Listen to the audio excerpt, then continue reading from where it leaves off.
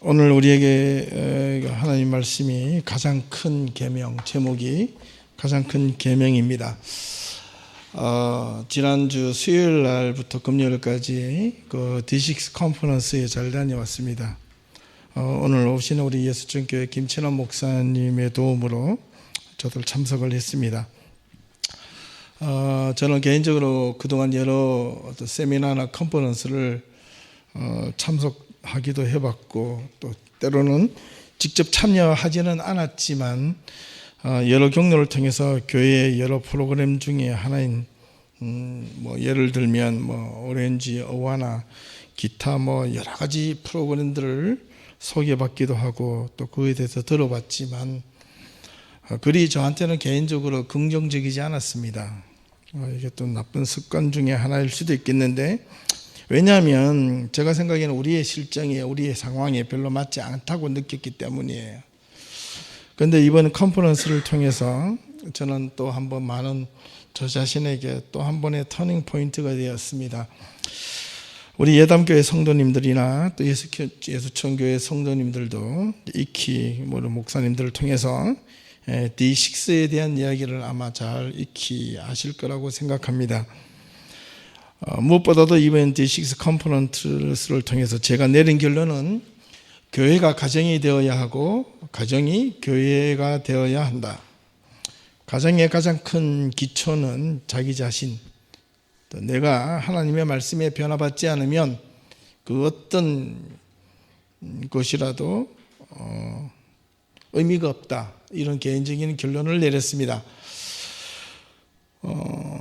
왜 가정에 대한 이야기가 오늘 21세기에서 많이 일어나느냐, 또 왜 교회가 그렇게 많이 성장하다가 갑자기 이렇게 줄어들고 또 교회가 분열되고 교회에 많은 성도들이 교회를 떠나는가에 대해서 우리는 여러 가지 경로를 통해서 분석도 하고 또 여러 가지 이유를 찾고 있습니다. 제가 내린 결론은 이렇습니다. 오늘날 이 현대 교회의 가장 큰 문제점은 무엇보다도 가정과 교회가 서로 연결되어 있지 않다는 점이었습니다. 무엇보다도 너무나 그 교회 중심적으로만 모든 성도들이 포커스에 맞춰져 있기 때문에 교회가 가정과 함께 서로 긴밀하게 연결되어지지 못했다. 무엇보다도 이 가정이 좀 희생이 되더라도 교회를 살리는데 급급했다. 문제가 있으면 가정에서부터 문제를 해결하고 시작하려고 하지 않고 교회에 나와서 엎드리고 하나님께 부르짖고 이렇게 하면 모든 문제가 해결된다. 이렇게 우리는 배웠습니다. 그렇게 해서 처음에는 많은 효과를 얻었습니다. 그런데 결과가 어떻게 됐느냐? 그렇지 않다는 겁니다. 그런데 그 이면을, 그거는 껍데기고요. 그 이면을 들여다볼 수 있어야 돼요. 그 이면에는 그 근본적인 구조적인 문제는 교회의 문제도 아니고 가정의 문제도 아니랍니다. 이걸 아셔야 돼요. 오늘 이 사회가 왜 교회를 위협하고 가정을 위협하는지 그 이유를 아셔야 합니다. 우리는 교회 탓을 많이 합니다. 교회가 자녀들에게 교회 프로그램이 있느니 없느니, 교회가 우리 아이들을 돌볼 여러 가지 자원이 있느니 없느니, 그래서 많은 성도들은 큰 교회를 향해 떠나갑니다. 큰 교회 가면 좋은 프로그램, 많은 프로그램들을 할 수 있을 것처럼 그렇게 보여집니다. 실제로는 그게 그겁니다. 또한 가정을 들여다보면 모든 문제들을 그 원인, 이유를, 문제를 일으키는 아이들이나 부모에게 탓을 돌립니다. 눈에 보이는 것은 그렇지만 실제로 들여다보면 그게 아니라는 겁니다. 그럼 무엇이냐? 바로 사회의 구조적인 문제에 있습니다. 그 문제는 바로 우리에게 지금 알게 모르게 직접적으로 연결되어 있는, 좀 어렵게 말하면 현대 기술 문명과 이 기계 문명 때문에 그렇습니다. 기계 문명의 발달로 인하여 모든 사회 구조적인 변화가 19세기 산업사회 이후에 우리는 도시와 이 문명화가 일어난 이후부터 이 유럽, 북미, 아시아 할 것 없이 모든 지구촌에 살고 있는 가족 구성원들이 대가족 제도에서 핵가족 제도로 빠르게 시스템이 전환되었습니다. 그렇기 때문에 대가족 시스템에서 살았던 가족들이 직장을 찾아서 뿔뿔이 소가족, 핵가족 단위로 흩어지게 되는 겁니다. 그러다 보니까 직장을 나가는 부부들이 있고 자녀들 어디에다 키울 데가 없었습니다. 그래서 어디에다 맡깁니까? 유치원, 학교에 맡깁니다. 그런데 학교에는 어떻게 아이들을 가르칩니까? 사회교육은 가르치는데 인성교육은 가르치지 않아요. 그 결과가 지금 오늘의 문제로 다가왔다는 겁니다. 일주일 내내 아이들이 사회적으로 지성교육만 받다가 교회에 와서 하나님의 말씀 인성교육이라는 것을 가르쳐봐야 그 얼마나 되겠습니까? 의미가 없다는 거예요. 10분의 1, 100분의 1도 안 됩니다. 그러면서도 부모들은 기대할 곳은 교회밖에 없다고 자녀들이 어릴 때 반강제적으로 데리고 와서 교회에 주일학교에 앉힙니다. 그러다가 이 아이가 청소년, 청년이 되면 저희가 생각했던 것과 생각이 다르기 때문에 사회에서 보던 것과 다르기 때문에 교회를 떠납니다. 그 이유가 거기에 있는 거예요. 특별히 또 오늘 현대인들이 100명 가운데 90% 이상이 이 현대 기술 문명에 중독되어 살아간다고 합니다. 예를 들면 스마트폰, 인터넷, TV, 이와 같은 매스미디어, 아파트. 이 아파트 문화가 얼마나 사람들에게 이 단절된 이 문화를 가져다 주는지 모릅니다. 아파트 10층, 20층, 30층 고층 빌딩을 이렇게 볼 때마다 저는 저것을 이렇게 뭔가 투시경으로 이렇게 보면 참 과간일 것 같아요. 좀 속단 말로 하면 닭장입니다, 닭장. 그렇지 않나요? 땅을 제대로 밟고 삽니까? 흙을 만지고 삽니까? 나무를 만집니까? 그러니까 벽에다가 그림을 그려놓고 나무를 감상하는 거예요. 김란 내려가면 자연의 공원이 엄청나게 많은데 굳이 그럴 필요가 있겠습니까?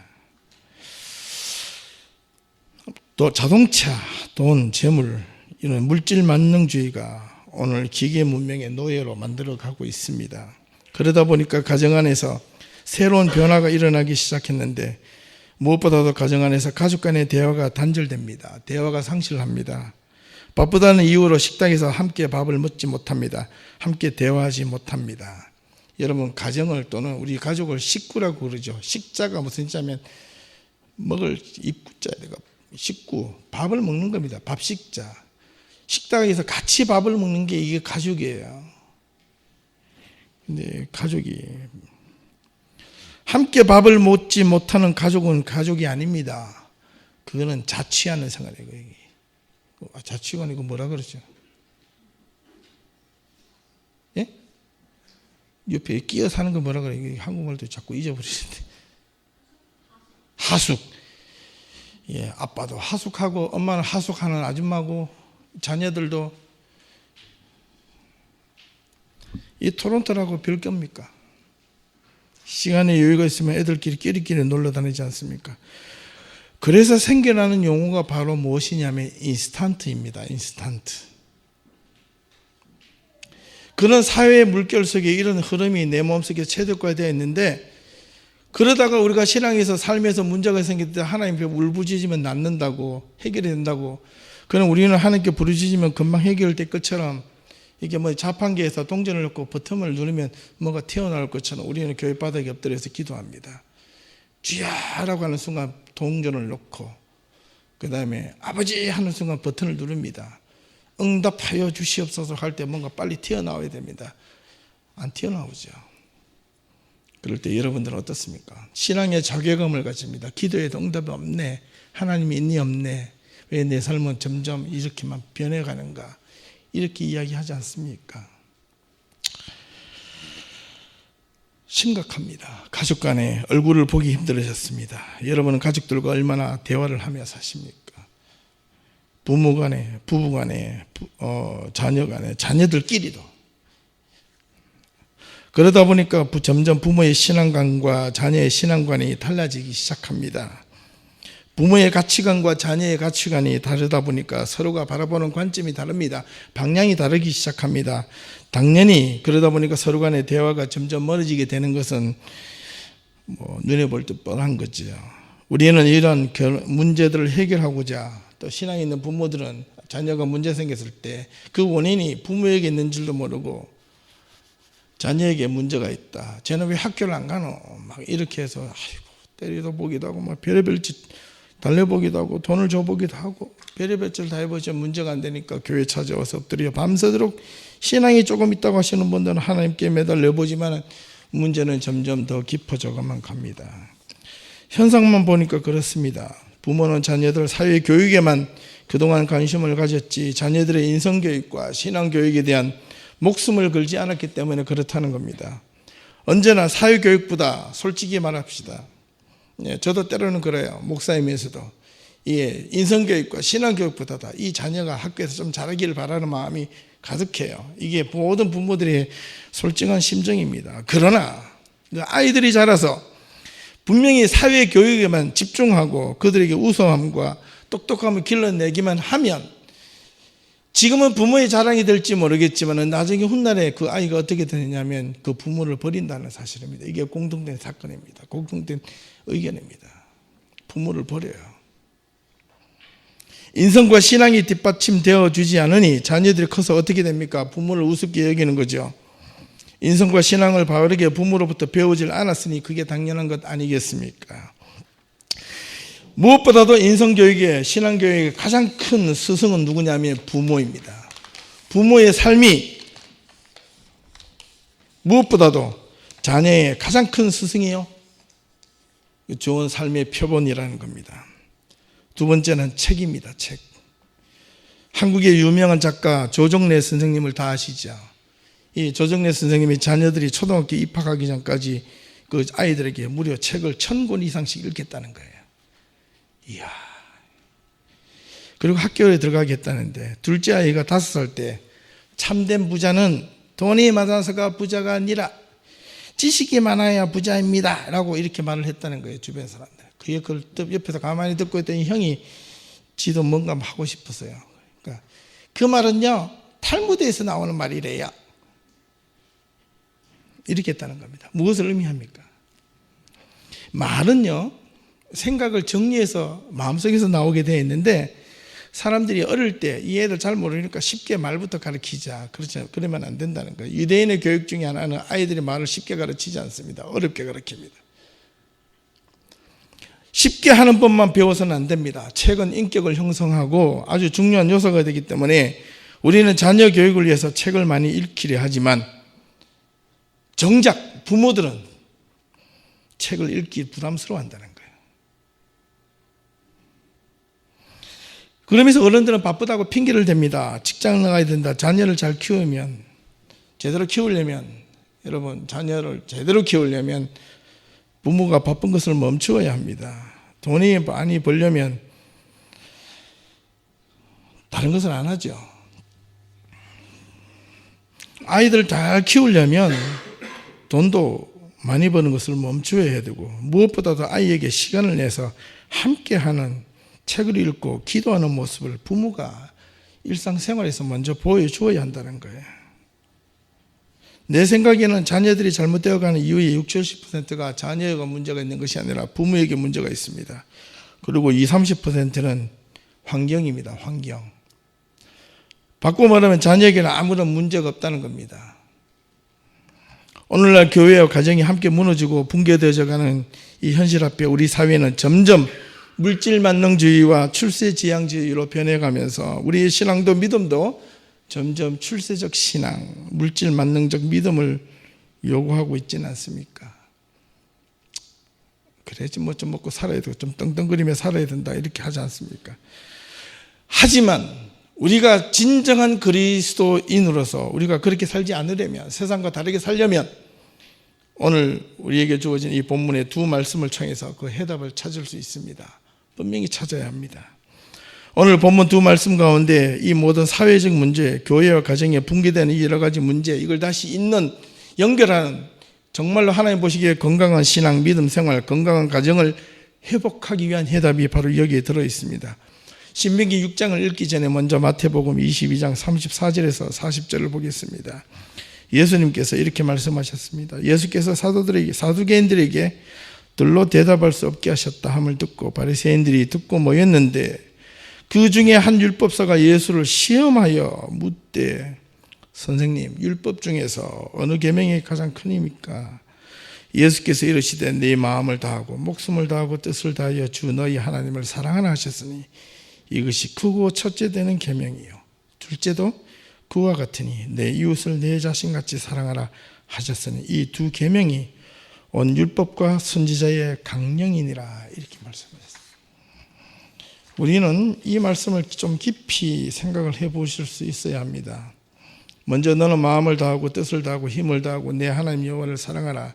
이것이 크고 첫째 되는 계명, 신명기 6장 5절에서 나와 있습니다.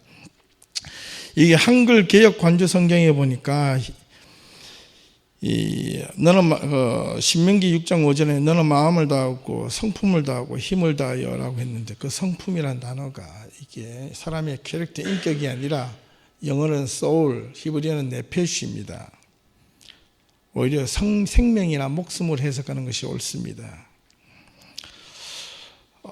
앞에 그림을 한번 보시면 되는데 이 마음이라는 단어는 히브리어 레브입니다. 레브.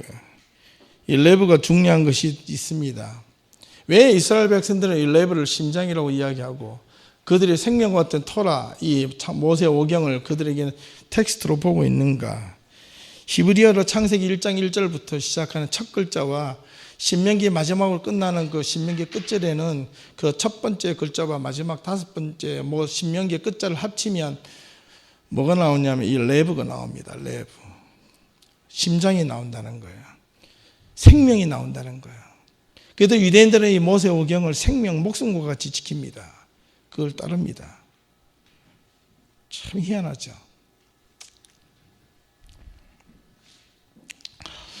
두 번째, 이 영어 성경에도 목숨이란 말을 soul로 번역했습니다. 헬라어에는 목숨을 푸시케로 번역을 했더군요. 이게 70인역 번역에 이게 히브리어 성경을 헬라어로 바꾼 70인역 성경이 있는데 BC 200년경에 알렉산드리아에서 성경을 번역한 이 70인역 번역도 이 단어를 똑같이 헬라어에 푸시케로 번역을 했습니다. 그리고 마지막에 세 번째에 있는 힘과 뜻이라는 말을 히브리어는 메오드, 디아노이아라는 헬라어로 사용하고 있는데 이게 같은 뜻입니다. 뜻과 목숨이라는 이 두 번째 단어는 목숨을 다하여 열심히 하나님을 사랑하라는 겁니다. 첫 번째는 네 마음에 있는 이 헐트를 다해서 사랑을 하고, 두 번째는 목숨을 다해서 사랑을 하고, 세 번째는 힘과 뜻. 이거 뭐냐면 열정입니다. 열정. 내가 가지고 있는 열정을 다해서 하나님을 사랑하라. 그런데 예수님이 이것이 첫 번째 되는 계명인데 두 번째로 그와 같으니 이렇게 기록하고 있어요. 그와 같다는 게 뭐냐면 이 첫 번째 되는 여호와를 사랑하는 방법이 마음을 다하고 목숨을 다하고 뜻을 다하는 것만큼 이웃을 네 몸같이 사랑하라는 겁니다. 이 사랑이라는 단어가 히브리어와 헬라어가 동일한 이 단어입니다. 예, 하나님을 사랑하는 것, 이웃을 사랑하는 단어가 똑같습니다. 그렇기 때문에 하나님을 사랑하는 것이 이웃을 사랑하는 것이요, 이웃을 사랑하는 것이 내 가족과 내 자녀와 나를 사랑하는 것이다. 고로 하나님 사랑과 이웃 사랑은 똑같다. 그래서 예수님이 이것이 율법의 선지자의 강령이다 이렇게 했습니다. 이것이 잘못된 게 아니라 똑같다라는 겁니다.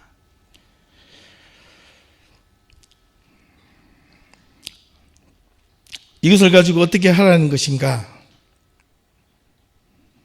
이제 신명기 6장으로 넘어옵니다. 신명기 6장을 보니까 6장 4절에서 이스라엘아 들으라. 우리 하나님은 오직 하나인 여호와시니 똑같이 너는 마음을 다하고 목숨을 다하고 힘을 다하여 주 너희 하나님을 사랑하라. 그리고 6절에 오늘 내가 내게 명하는 이 말씀을 너는 마음에 새기고, 이렇게 기록하고 있습니다. 먼저 오늘 내가 내게 명하는 이 말씀을 마음에 새기고, 그 다음에 7절에 내 자녀에게 부지런히 가르치며 집에 앉았을 때든지 길을 갈 때든지 누워 있을 때든지 일어날 때든지 이 말씀을 강론할 것이며 너는 또 그것을 내 손목에 메어 기호를 삼으며 내 미간에 붙이고 표를 삼고 내 집 문설주와 바깥문에 기록할지니라. 유대인들은 이것을 목숨처럼 여기죠. 예. 근데 여기서 중요하게 보실 단어가 먼저 6절입니다. 오늘 내가 내게 명하는 이 말씀을 너는 마음에 새기고 가슴에 새겨야 할 자가 누구냐 이겁니다. 자녀를 먼저 가르치기 전에, 자녀를 먼저 교훈하기 전에 이 말씀을 새길 자가 누구입니까? 부모입니다. 부모. 기성세대 어른들이래. 오늘 내가 내게 명한 이 말씀 드리는 것은 이 영어 성경에 보니까 These commandments that I give you today are to be upon your heart. 이 말을 사용하고 있는데 이 말의 뜻을 잘 보셔야 됩니다. 이 영어 성경에 These commandments are to be upon your heart라는 이 말 속에 영어 동사의 그 be2 용법이 있죠. 이거는 must보다 훨씬 강한 용법을 씁니다. 그렇기 때문에 너는 이 계명을, 오늘 내가 너희에게 준 이 계명들을 네 마음판 upon 위에다가 반드시 평생도록 있어야 한다. 누가? 먼저 부모가. 그래야 자녀를 제대로 가르쳐 줄 수 있다는 겁니다. 그런데 부모는 세속적 사고의 생각으로 가득 차 있는데 어떻게 자녀를 하나님의 말씀으로 교회에다가 그냥 위탁하는 겁니까? 예, 뭐 유치원입니까 교회가? 교회에다가 맡겨놓고 안 되니까 교회가 잘했네 못했네 좋은 교회로 찾아간다는 거. 그 근본부터 잘못되는 겁니다. 이러한 유대인들의 교육을 우리는 오늘 우리가 배워야 됩니다. 정말 제대로 배우자는 거죠. 이 말씀 한 구절만 딱 보면 누가 회개를 해야 되냐면 자녀가 잘못된 것을 보고 자녀를 탓하는 게 아니라 내가 그렇게 살지 못한 부모가 먼저 하나님 앞에 자복하고 회개하고 내가 먼저 하나님 앞에 그렇게 살지 못했던 것에 대해서 통곡해야 됩니다. 통곡을 해야 된다는 거예요.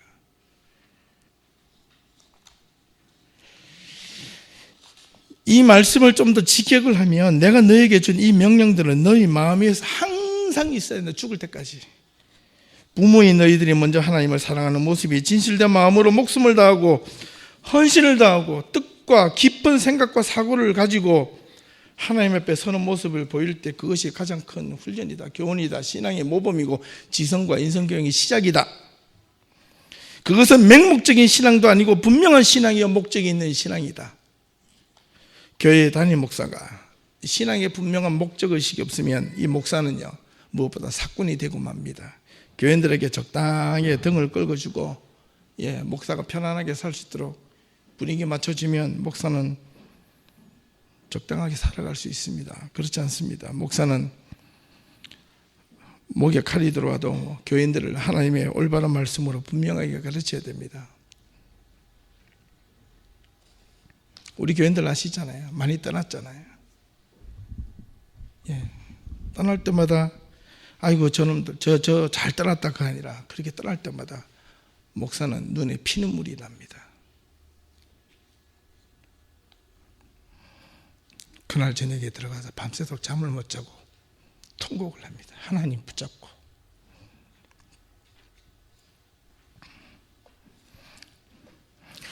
무엇보다도 진정한 교회의 목사는 부모된 교인들을 먼저 하나님의 말씀으로 제자로 삼고 부모는 가정에서 자녀들을 다시 한 번 더 믿음의 제자로 삼아야 된다는 거예요. 그래야 앞으로 소망이 있습니다. 그래야 이제 교회가 살아남을 생존하는 이유가 있다는 거예요. 그래서 저에게 소망이 한 가지 있다면 여러분 모두가 정말로 가장 우선적으로 하나님의 말씀을 깊이 정말 깊이 좀 배우는 자리에 나왔으면 좋겠다. 말씀을 깊이 있게 배우라. 슬쩍 보지 말고 깊이 있게 배우라. 그래야 자녀를 뭔가 의미 있게 가르칠 수 있지 않겠습니까? 자녀가 집에 가서 학교 갔다 엄마 이거 뭐야 이러면 엄마가 벌써 이제 좀 이민 오신 분들 종류가 딱 두 종류로 갈리잖아요. 엄마가 영어에 이렇게 힘들면 자녀부터 혼부터 내죠. 왜 학교에서 그걸 모르고 왔어? 이렇게. 그렇게 하면 안 되죠. 같이 보자는 거죠. 엄마도 잘 모르지만 같이 보자는 거죠. 자녀를 바르게 정직하게 하나님의 올바른 말씀으로 제대로 가르치면 아이가 어떻게 빗나갑니까? 빗나가지 않습니다. 제가 우리 김 목사님한테도 여러 번 말씀드렸는데, 제가 Empowered Judaism이라는 책을 요즘 제가 읽고 있는데, 그 책에 보니까 2010년대를 기점으로 해서 미국 뉴욕에 있는 가장 큰 이 시나고게 이 예시바 학교에서 지금 큰 위기를 맞이했습니다.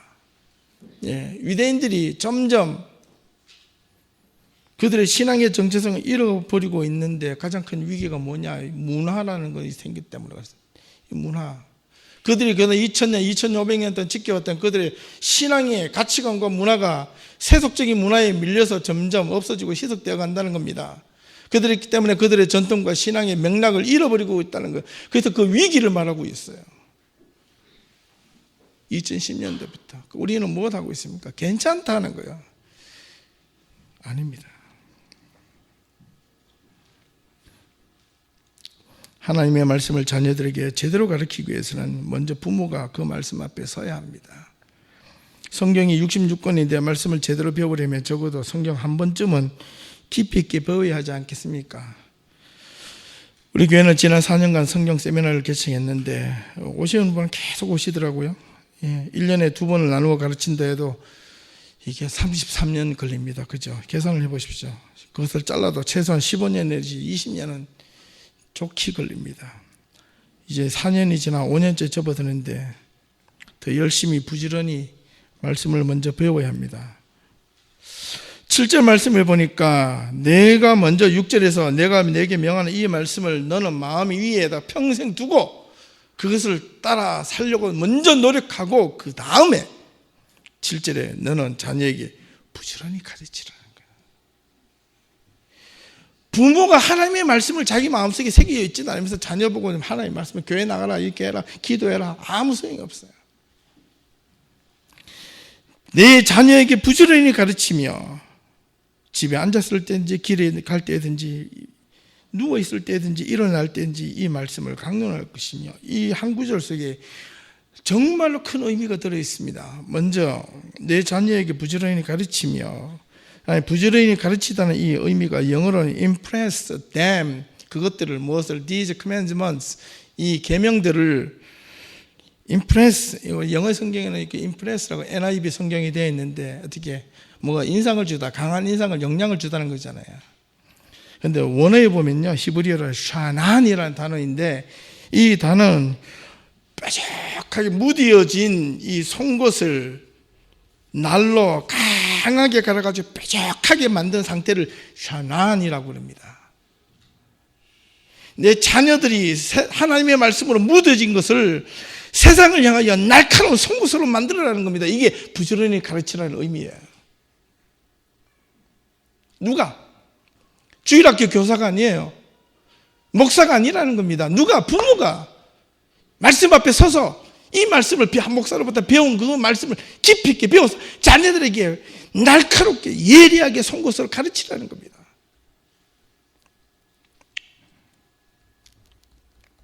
독일 말로 einschärfen, 날카롭게 예리하게 만들어서 찌르다는 뜻이에요. 이 얼마나 놀라운 말인지 모릅니다.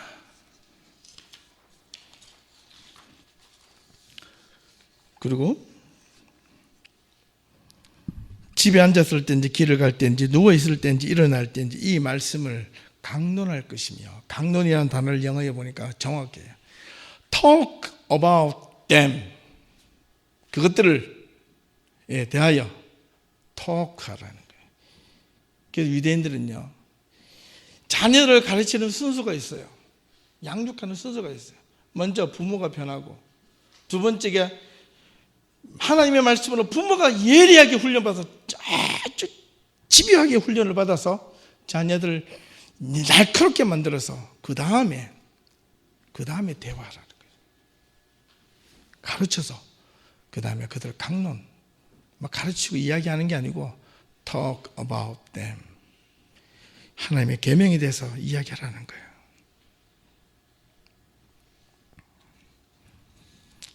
아주 의미 있는 말이죠.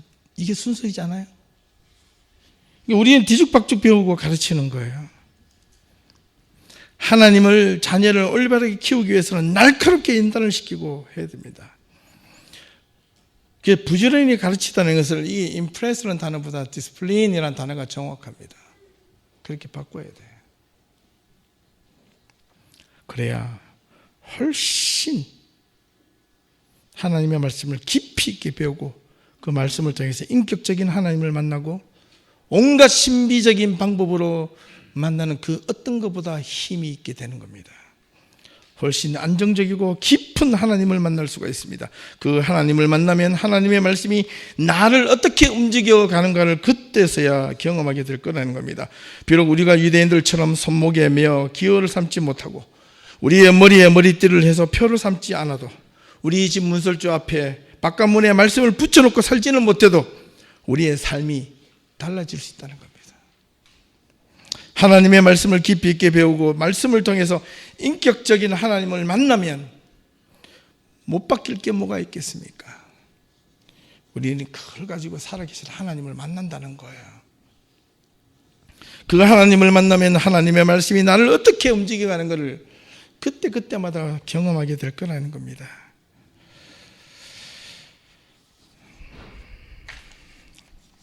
부모가 깊이 있는 말씀을 가르치면 자녀는 깊이 있는 자가 되고 부모가 자녀를 재미로 가르치면 자녀는 재미있는 아이로 자랍니다. 신앙 안에서 자녀의 교육은 깊고 넓은 인성과 지성이 필요하고 그리고 감성 교육까지 책임져야 합니다. 이 교육을 가장 많이 방해받는 것이 바로 기술 문명임을 알아야 합니다. 현대 기술 문명이 자녀와 부모들의 사고를 편협적으로 만들고 단순하고 획일적 사고를 유도하고 정해진 틀 안에서 오히려 더 많은 정보들을 더 빨리 얻을 수 있다고 유혹하는 게 기술 문명의 함정이라는 겁니다. 교육은 백년지 대계란 말이 있습니다. 시간이 걸립니다. 그래야 합니다. 기계 문명으로 아이들을 지켜야 하고 청년들과 어른들을 스스로 절제해야 합니다. 그래야 하나님을 만날 수 있습니다. 한국의 어떤 학교, 고등학교 선생님들이 독일 교육이 세계적으로 인정받았다는 것을 알고 한국의 고등학교 사절단 선생님들이 독일 교육을 배우기 위해서 한 고등학교를 방문했답니다. 가보니까 놀라웠습니다. 엄청난 이 화려한 이 컴퓨터 시설로 완벽하게 갖추어져 있을 것 같았지만 그 학교는 컴퓨터 시설이 거의 없었다는 거예요.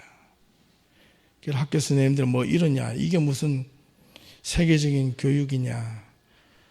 그리고 실망을 하자 독일 선생님들이 이렇게 말했다는 겁니다. 여러분, 컴퓨터의 빠르고 단편적인 지식보다 우리는 조금 느리긴 하지만 우리 아이들의 미래의 인성교육을 위해서 아무리 편리하고 빠르더라도 그런 기계 문명의 일체의 것을 배제하고 아이와 함께 눈 맞추는 아이 컨택으로 우리는 교육을 합니다. 이 얼마나 놀라운 사고입니까?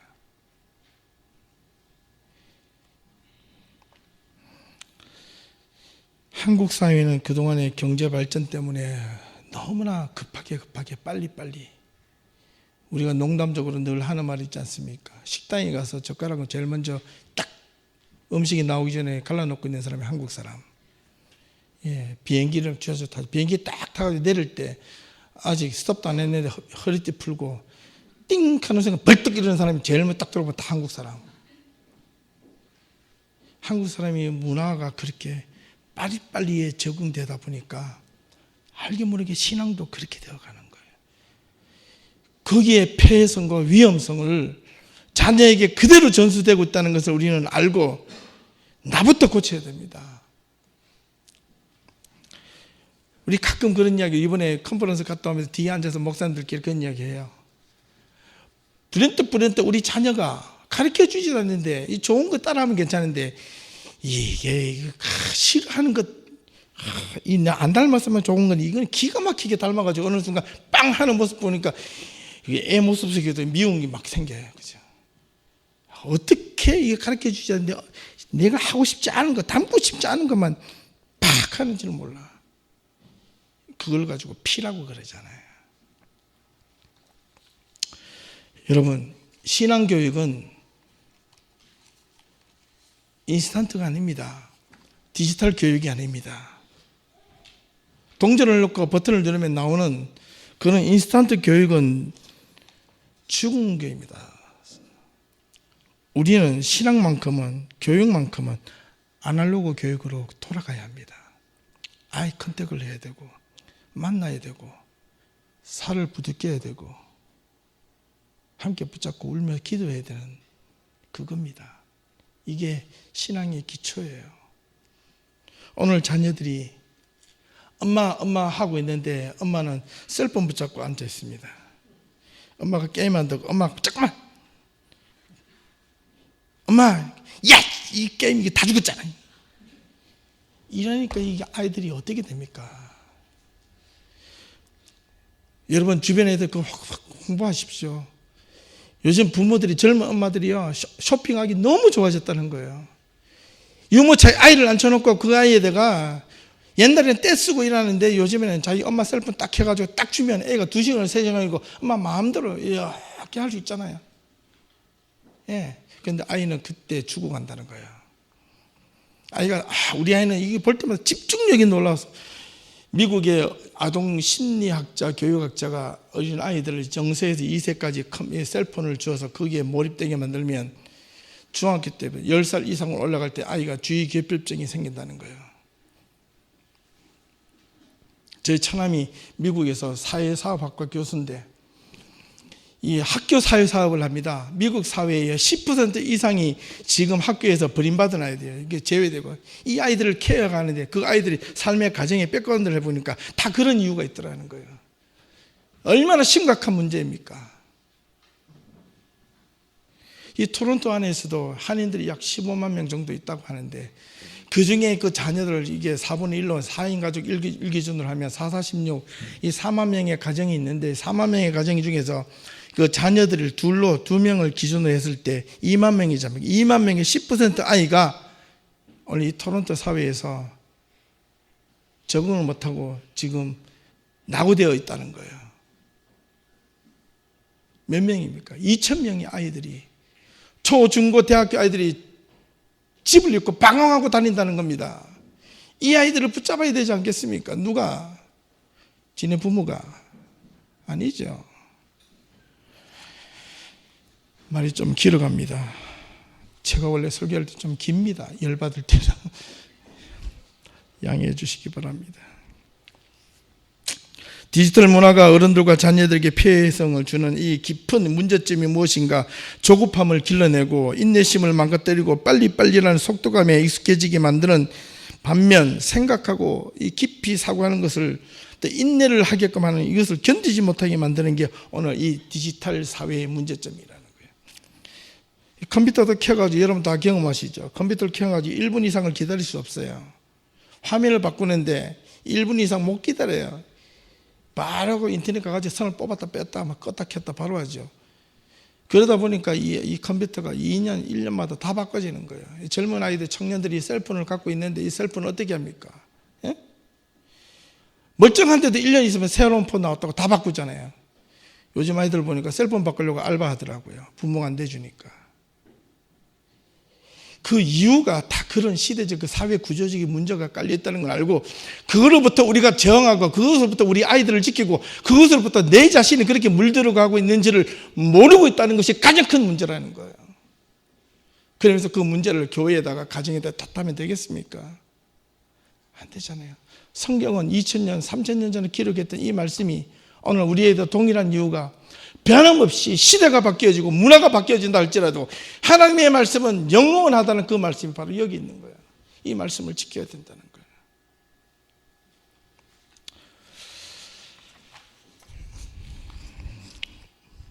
목회자도요, 기계 문명에 익숙해지면 성경책을 안 붙잡고 기도의 끈을 안 붙잡고 인터넷을 붙잡을 가능성이 많아요. 왜냐하면 인터넷 조금만 뒤지면 혼자 끙끙 연구하지 않고 책을 안 붙잡아도 쉽게 답을 얻어낼 수 있기 때문에 그렇습니다. 그런데 문제는 그것이 진짜 옳은 답인지 가짜 답인지 그걸 구별할 길이 없다는 거예요. 인터넷상에서는. 요즘 신학교들이 공부를 안 해요. 목회자들이 공부를 안 한다는 겁니다. 화려한 문명이 축복이라고 하면 도리어 큰 착각이고 망상입니다. 하나님의 축복이라는 이름 안에 도리어 회칠한 무덤이 자리 잡고 있다는 것을 우리는 꼭 기억을 해야 합니다. 그래서 마지막으로 신명기 6장 4절 말씀으로 돌아가야 합니다. 들으라 이스라엘아, 쉐마 이스라엘. 이 이스라엘이라는 말을 히브리어로 단수로 사용하고 있는데, 우리가 잘 알고 있는 이 듣다, 슈마라는 이 말을 어떻게 듣는 것이 중요합니다.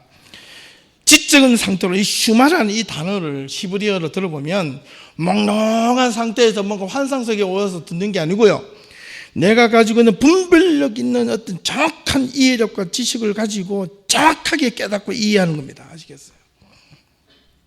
이게 지적 상태로 듣는 겁니다. 깨달음의 상태로 듣는 거예요. 내가 의식이 분명하게 살아있는 상태에서 듣고 깨닫는 것이 슈마입니다.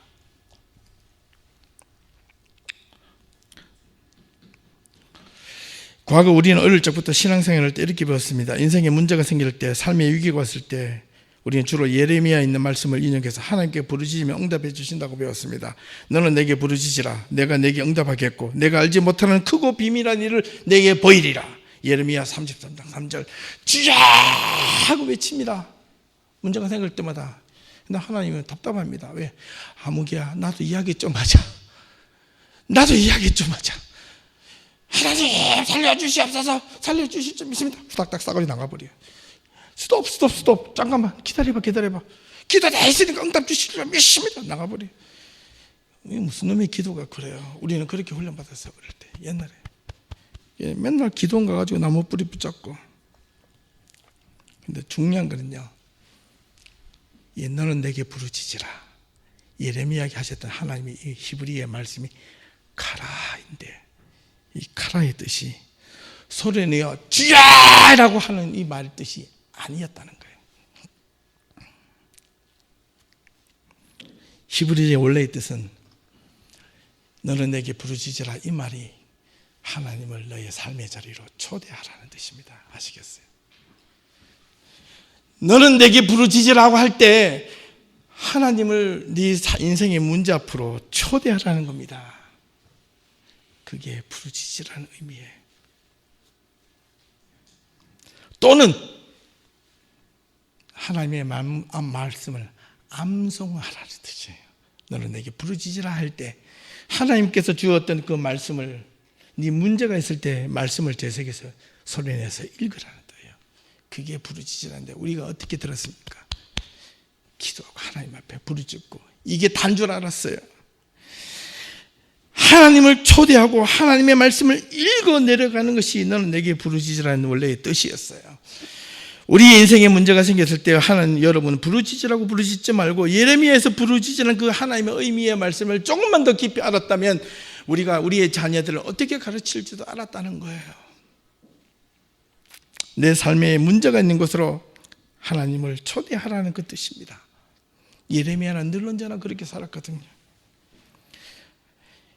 그렇게 하려면 하나님의 말씀을 들고 읽거나 들고 서는 수밖에 없습니다. 그런데 유대인들은 항상 머리에 팔에 들고 다니지 않습니까? 문제가 생길 때 이거부터 펴는 거예요. 왜 우리는 그렇게 못하는가? 왜 우리는 그렇게 훈련을 받지 못했는가입니다.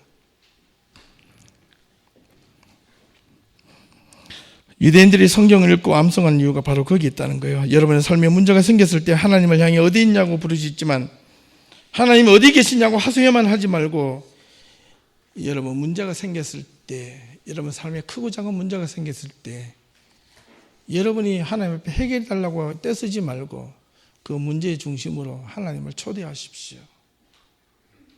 그러면 하나님이 그 문제의 길을 우리의 생각으로 마음을 통하여 열어주신다는 겁니다. 우리에게 지혜의 말씀으로 다가오신다는 겁니다. 그래서 성경을 들고 읽고 묵상해야 됩니다. 마지막으로 문제가 그때 발견되어질 것입니다. 그렇게 하기 위해서 우리는 결국 하나님의 말씀을 바르게 읽고 배우는 수밖에 없습니다. 그렇게 하기 위해서 결국 하나님의 말씀을 바르게 배우면 그것이 첫째 되는 계명을 지키는 것이고 이웃을 당연히 사랑하는 것이고 이 둘을 마음과 목숨과 뜻을 다하여 하나님과 이웃을 사랑하는 것이 됩니다. 사랑하는 우리 예수천교회 성도 여러분, 좋은 목사님 두셔서 참 부럽습니다. 하나님의 말씀대로 그렇게 몸부림치며 살려가는 그 목사님, 평생에 있어서 하나님의 말씀을 올곧게 붙잡고 가는 목회자를 만나는 게 신앙의 가장 큰 행운이요, 하나님께 평생 감사해야 될 겁니다. 사랑하는 우리 예담교회 성도 여러분, 지난 6년 동안 저는 하나님의 말씀을 붙잡으려고 노력했는데 여전히 부족합니다. 그래서 저는 매일 하나님 앞에 이렇게 기도합니다. 힘들지만 말씀을 붙잡는 자가 되게 해달라고 기도합니다. 이번 한 주간도 하나님의 말씀이 여러분의 삶을 붙잡을 수 있기를 주님의 이름으로 축원합니다. 기도하겠습니다.